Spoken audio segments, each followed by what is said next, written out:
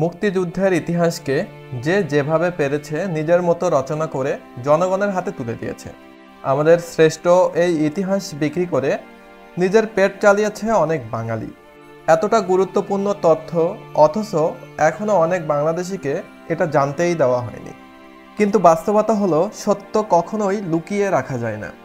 1971 সালে পাকিস্তানি যুদ্ধবন্দীদের আত্মসমর্পণের মাধ্যমে বাংলাদেশ চূড়ান্ত বিজয় অর্জন করে।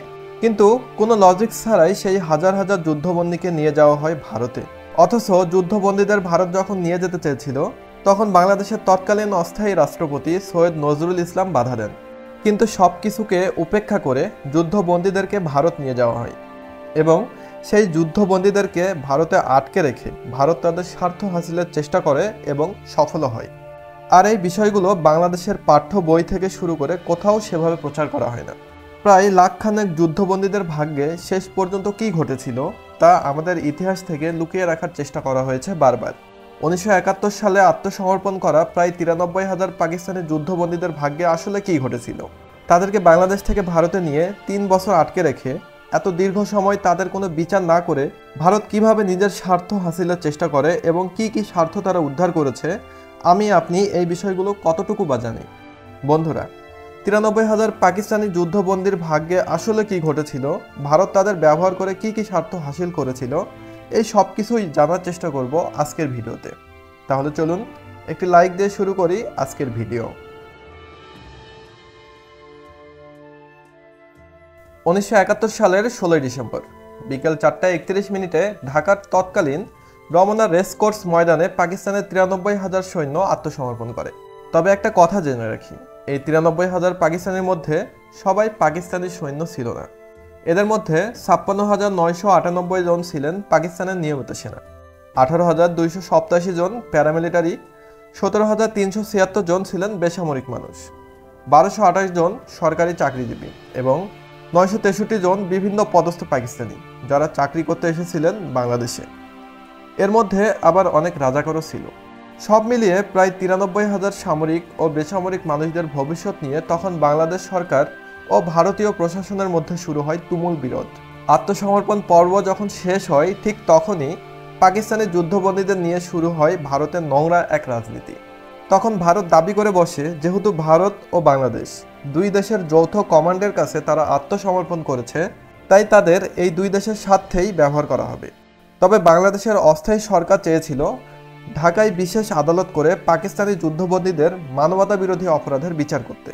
অস্থায়ী সরকারের রাষ্ট্রপতি সৈয়দ নজরুল ইসলাম 1971 সালের 23 ডিসেম্বর ভারতীয় প্রশাসনকে জানায়, বাংলাদেশে রেখেই যুদ্ধ অপরাধীদের বিচার করতে চাই আমরা। কিন্তু ভারত এই বিচারের পক্ষে ছিল না। এরই মাঝে বাংলাদেশের সকল দাবিকে উপেক্ষা করে যুদ্ধবন্দীদের বাংলাদেশ থেকে নেওয়া শুরু করে ভারত। অথচ 1949 সালে তৃতীয় জেনেভা কনভেনশনে 118 নম্বর আর্টিকেল অনুযায়ী যুদ্ধক্ষেত্রের সক্রিয় সংঘর্ষের শেষ হবার পর আর কোনো দেরি না করে যুদ্ধবন্দীদের বিনিময় ও মুক্তির প্রক্রিয়া শুরু করতে হবে।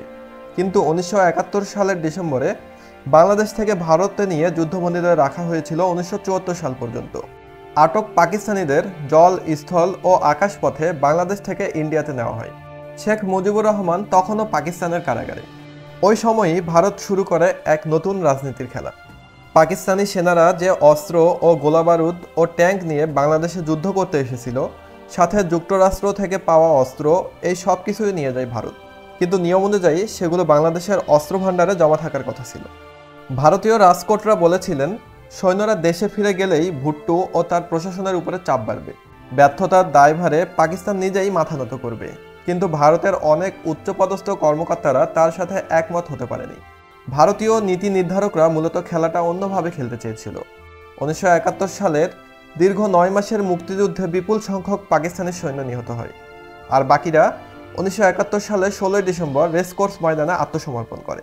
ভারতের মাথায় তখন আসে এক নতুন প্ল্যান। তাদের চিরশত্রু পাকিস্তানের বিপুল সংখ্যক সেনা সদস্যদের যদি ভারতে আটকে রাখা যায় এবং যত বেশি দিন আটকে রাখা যাবে ততটাই লাভ হবে ভারতের। এজন্যই ভারতের বিভিন্ন ক্যাম্পে সেসব যুদ্ধবন্দীদেরকে পাঠানো হলো। মুক্তিযুদ্ধের প্রত্যক্ষদর্শীদের অনেকের মুখ থেকে শোনা যায় পাকিস্তানের সেসব যুদ্ধবন্দীদের দিয়ে পাহাড় কাটানো সহ বিভিন্ন কঠিন কাজে তাদের ব্যবহার করে ভারত সরকার। কিন্তু যারা সিনিয়র সেনা সদস্য এবং সেনা অফিসার ছিলেন তাদেরকে আবার বিশেষ সুবিধা দিয়ে ভারতে রাখা হয়। এর সবচেয়ে বড় উদাহরণ হলো পূর্ব পাকিস্তানে নিযুক্ত তখনকার সর্বোচ্চ সেনা কর্মকর্তা মুজাফফর হুসাইন। তাকে যুদ্ধবন্দী হিসেবে নেওয়া হলেও ভারতীয় কূটনৈতিক ডিপি ধরের বাসায় তাকে অতিথি হিসেবে রাখা হয়। লন্ডনের বিমানবন্দরে এক যাত্রা বিরতিতে ইন্দিরা গান্ধী তার কূটনৈতিক চ্যানেলের মাধ্যমে ভুট্টোকে শেখ মুজিবুর রহমানের ব্যাপারে দ্রুত চিন্তা করতে বলেন। জুলফিকার আলী ভুট্টোর কাছে তখন হিসাব ক্লিয়ার ছিল, মুজিবকে ফেরত না দিলে যুদ্ধবন্দীরাও ফেরত আসবে না। মুজিবের যদি পাকিস্তানের আদালতে সাজা হয় তবে প্রায় 1 লাখ যুদ্ধবন্দীর ভাগ্যেও ভালো কিছু ঘটবে না।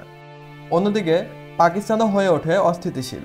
যুদ্ধবন্দী হিসেবে বাংলাদেশে আটক হয়ে তখন যারা ভারতে বন্দী, তখন সে বন্দীদের স্বজনেরা জুলফিকার আলী ভুট্টোর উপর চাপ বাড়াতে থাকে। এমনকি একটা সময় তারা প্রেসিডেন্ট ভবন ঘেরাও করার জন্য রওনা হয়। আর এর মধ্যে চলতে থাকে বাংলাদেশ ভারত পাকিস্তান ত্রিমুখী রাজনীতি। পরিস্থিতি বুঝে 1972 সালের 8 জানুয়ারি শেখ মুজিবুর রহমানকে মুক্ত করে দেয় পাকিস্তান।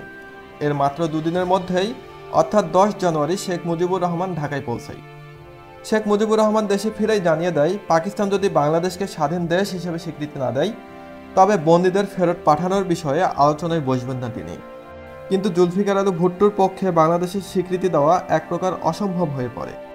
একদিকে পাকিস্তানের ইসলামী দলগুলো ক্ষুব্ধ, তাদের ডাকে ফুঁকছে পাকিস্তানের সাধারণ জনগণ। অন্যদিকে ভারতে বন্দীদের স্বজনরা চালাচ্ছে আন্দোলন। সে সময় বাংলাদেশ যখন পাকিস্তানের স্বীকৃতি ও মুক্তিযুদ্ধের নেতৃত্ব দেওয়া কয়েকজনের বিচারের দাবি করছিল, ঠিক ওই মুহূর্তেই পাকিস্তানের দুর্বলতার সুযোগ নিয়ে ভারত খুলে বসে তাদের স্বার্থের ঝুলি। বাংলাদেশ থেকে নিয়ে যাওয়া পাকিস্তানি যুদ্ধবন্দীদের জিম্মি করে ভারত চায় পাকিস্তানের সাথে কাশ্মীর ইস্যুর সমাধান করতে। তাই বন্দি বিনিময়ে তালবাহানা করতে থাকে ভারত। কারণ এত বিশাল পরিমাণের সেনা সদস্যকে আটক রাখলে চিরশত্রু দেশের সৈন্যের দক্ষতা দিনে দিনে কমতে থাকবে। আর ভবিষ্যতে যদি আবারও ভারত পাকিস্তান যুদ্ধ পরিস্থিতি সৃষ্টি হয় তবে প্রতিপক্ষ পাকিস্তান কিছুটা হলেও দুর্বল থাকবে। আর দ্বিতীয় কারণটি হলো কাশ্মীর সমস্যার সমাধান। পাকিস্তানের সাথে এই বিশাল যুদ্ধবন্দীদের নিয়ে আলোচনার টেবিলে যদি কাশ্মীর ইস্যুর সমাধান করা যায় তবে ভারতের জন্য তা হবে বিশাল লাভ। আর এই নোংরা রাজনীতির খেলায় কয়েকদিনের মধ্যেই ভারত দেখে সেই লাভের মুখ। পাকিস্তানের কাছে বাংলাদেশ স্বীকৃতি পাওয়ার বহু আগেই যুদ্ধবন্দীদের ব্যবহার করে ভারত পেয়ে যায় কাশ্মীরের সমাধান সিমলা চুক্তি। 1972 সালের 2রা জুলাই ইন্দিরা গান্ধী ও জুলফিকার আলী ভুট্টোর ঐতিহাসিক সিমলা চুক্তি সম্পন্ন হয়। এই চুক্তির পর ভুট্টো একতরফাভাবে পাকিস্তানের যুদ্ধবন্দীদের মুক্তির ঘোষণা দেয়।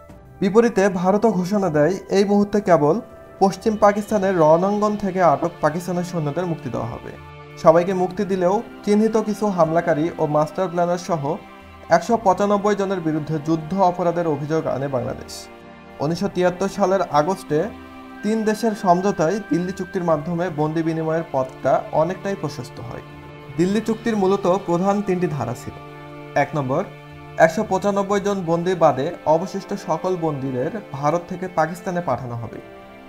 পাকিস্তানে আটকে পড়া বাংলাদেশিদেরও ফেরত পাঠাতে হবে এবং বাংলাদেশে বসবাস করা উর্দুভাষী বিহারিদেরও পাকিস্তানে পাঠানো হবে। কিন্তু সেই 195 জনের বিচার বাংলাদেশ শুরু করতে চাইলেও ইন্দিরা গান্ধীর প্রভাবে সেই বিচারটাও করতে পারেনি বাংলাদেশ। 1972 সালের সিমলা চুক্তি হলেও বাংলাদেশে আটক হওয়া পাকিস্তানের যুদ্ধবন্দীদের মুক্তি পেতে লাগে যায় আরও 2 বছর। 1974 সালের 9 এপ্রিল বাংলাদেশ, পাকিস্তান ও ভারতের মধ্যে যুদ্ধবন্দীদের মুক্তি ও প্রত্যাবাসন নিয়ে দিল্লিতে আরও একটি চুক্তি স্বাক্ষর হয়। এই চুক্তির পর 1974 সালের 14 নভেম্বর মুক্তি পায় পাকিস্তানের যুদ্ধবন্দীরা। ভারত এই যুদ্ধবন্দীদের নিয়ে যে মূল টার্গেট করেছিল সেটা হলো চিরশত্রু পাকিস্তান থেকে কাশ্মীরকে দখল করে নেওয়া। সেটা কিন্তু ভারত সফলভাবেই করতে পেরেছে। কিন্তু এদের ব্যবহার করে বাংলাদেশ তাদের ন্যায্য পাওনা পাকিস্তান থেকে নিয়ে আসতে ব্যর্থ হয়, সেটাও শুধুমাত্র ইন্দিরা গান্ধীর প্রভাবের কারণে।